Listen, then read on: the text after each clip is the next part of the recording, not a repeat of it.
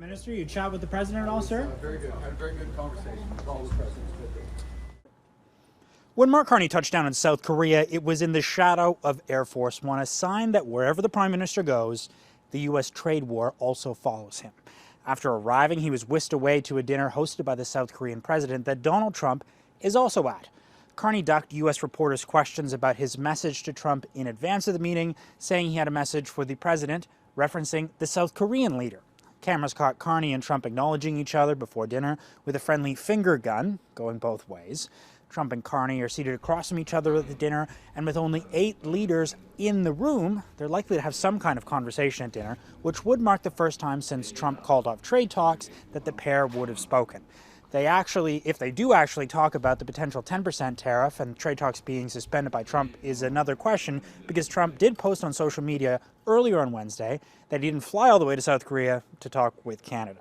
Now, while the Trump issue is looming over Carney, he's going to have a busy schedule that's not related to the U.S. while he's here in South Korea.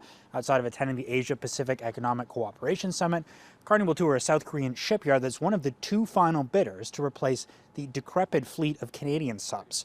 Carney also visited the other bidder in Germany earlier in the year, so he's taking a bit of a political test drive with both main competitors on one of the largest defense contracts that Canada is ever going to make.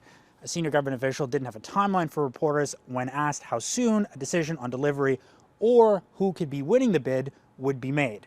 Now, the other big event that Carney's going to have is sitting down with Chinese President Xi Jinping on Friday. That is a major shift in Canada-China relations. It'll be the first time that the Prime Minister and the Chinese President sat down since Justin Trudeau was in Beijing back in 2017.